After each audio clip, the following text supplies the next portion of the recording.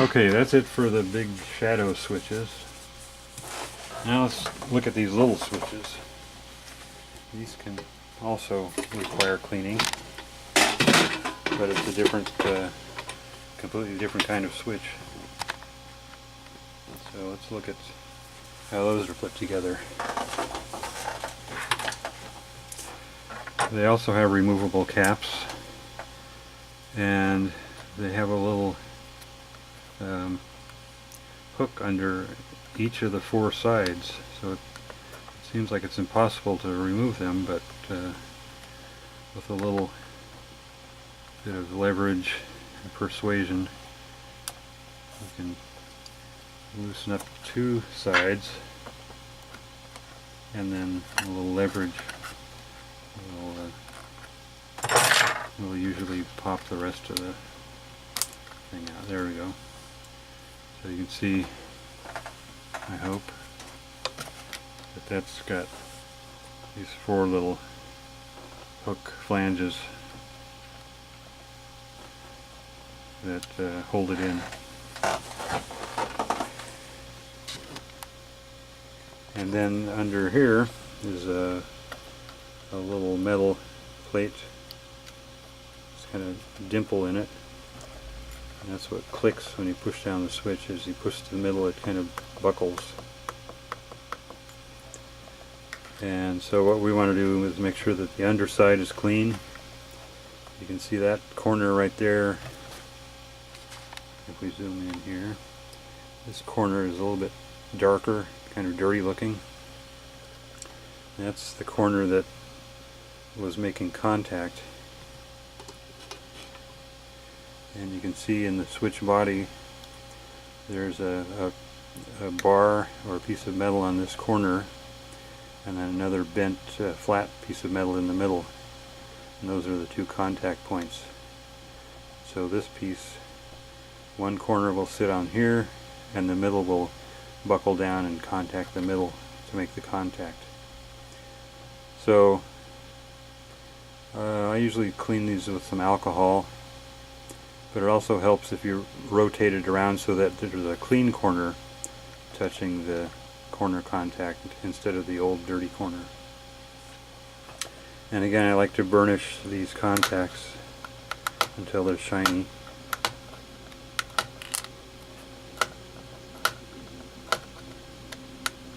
Use the same flat blade screwdriver and do the same on this middle contact. And scrape the black oxidation off there.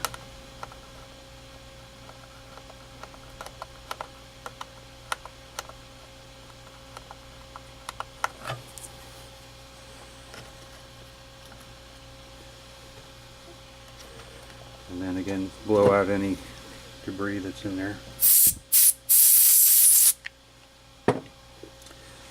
And add a little bit of deoxit. See, I'm actually working on a live system at the moment. Okay, and now I'm going to clean that plate, or that buckling contact, with a little bit of denatured alcohol. Just kind of put some on a Kleenex and wipe the corners and the middle especially. Okay, now I'm going to take this clean corner and put it over here, and that should give us a good clean contact below. So this button, you can see, has a light which helps to tell it that it's working. And so that's looking pretty good if I push on it with a screwdriver. So if I put the cap back on, that should just snap in.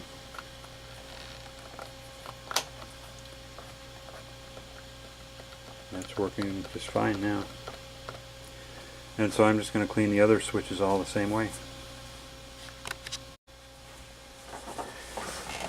Okay, so I'm still doing the same thing on these other switches, burnishing the contacts after I remove the cap.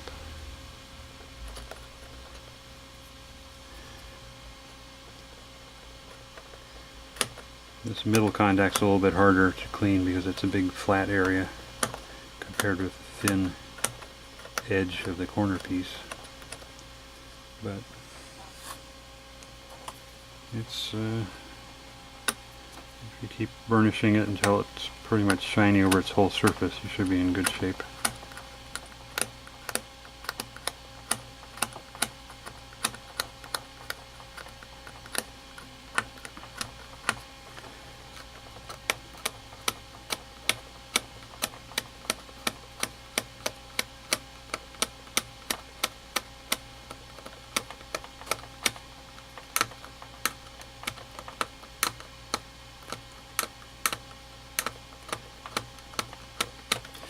And if you do ever run across one of these switches that's totally bad, there are replacements a little more readily available than the big shadow switches.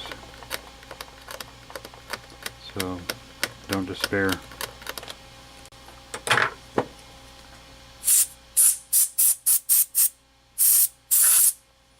The little buckling switch part, putting a clean corner in the active corner.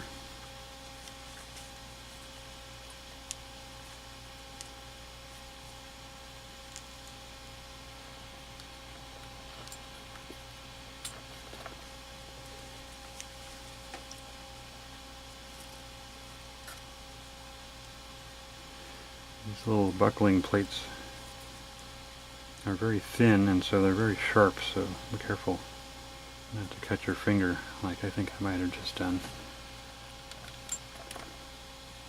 Yeah, not too bad. Okay. And the caps just snap back on if you line them up right.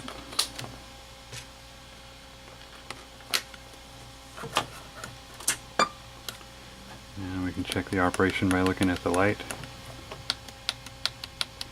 This one is the time signature button, so it actually cycles through 3 or 4 times. So it looks like it may not be working, but it actually is. And then that one should be on off. Okay, those all look good. Okay, I'm going to go through this cap removal procedure again. This time I'm just using the one screwdriver. And if you get in there just right, you can start on one side and give it a little bit of upward pressure and hold it with your finger, and then do the other around the next corner. And kind of work back and forth until you feel it come loose, and then you should be able to get the screwdriver under the corner and help pop it out.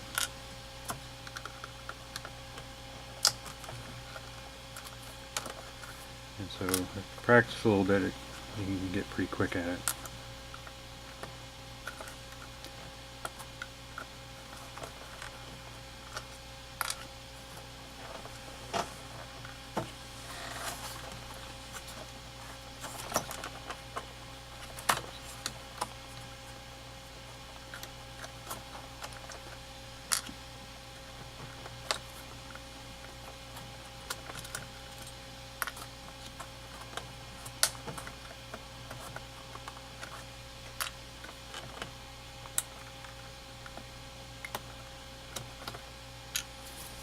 Okay, there we go. When you clean these little metal plates, you'll often find that they stick together, and you'll end up with one short when you're putting everything back together.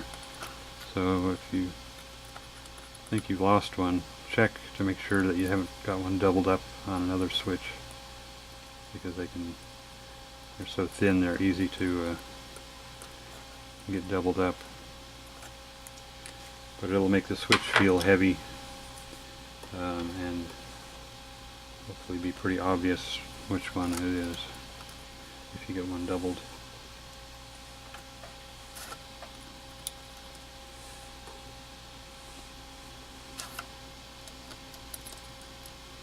I like to do these in little groups, like all these control buttons I'll do, and then I'll do all the number buttons next.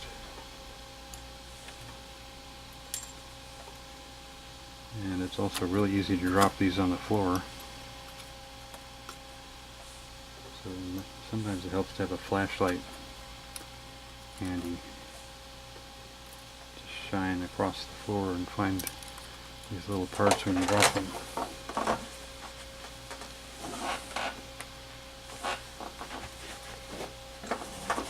Luckily I found it this time without the flashlight. Okay, so this lower left corner is the red record button. And those are all black. It's working.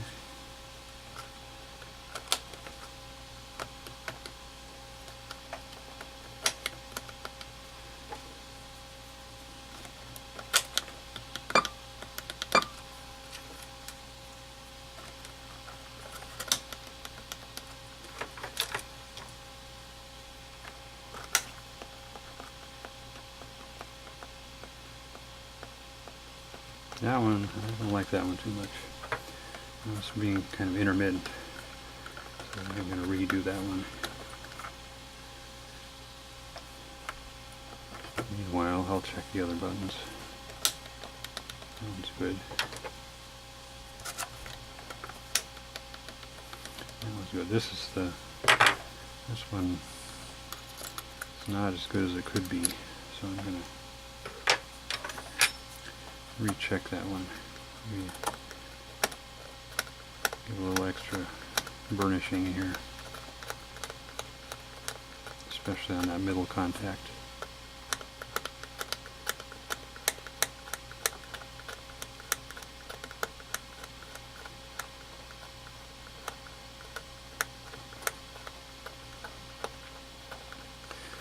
The metal plates are usually pretty stable. They have a gold flashing on them, so they don't really corrode very much. They can pick up corrosion off these silver plated contacts though, which does tarnish, and the tarnish can rub off on the gold part.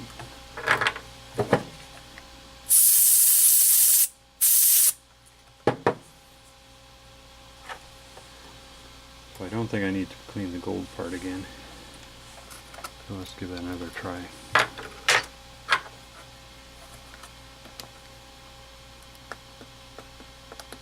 There, that looks better. Okay, that's good.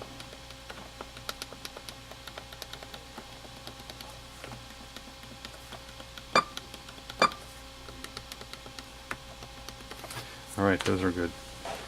So next I'll do the number buttons. So when you're cleaning the number buttons, you want to make sure to notice that the active corner on these two arrow buttons is in a different location. It's because they're actually, the letter V turned sideways. So there's an active corner up here on this one and down here on this one. So go ahead and a little bit of deoxit on here. And I've already cleaned the metal parts.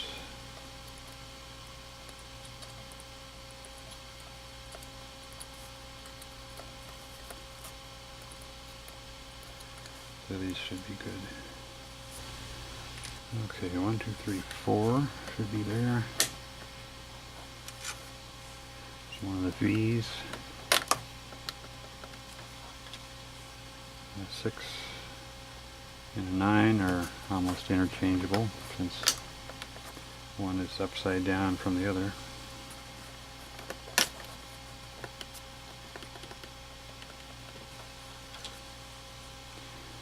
7 goes up here.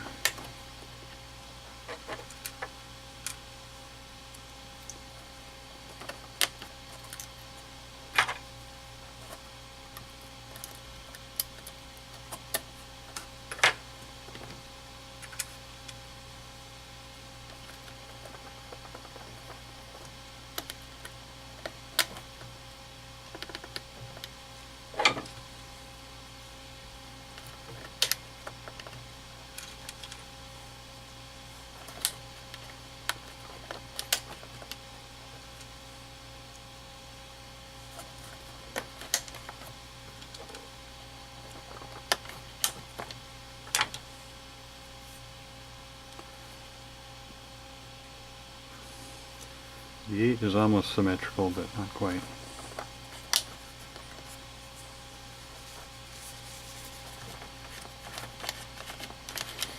Okay, that's it for the buttons.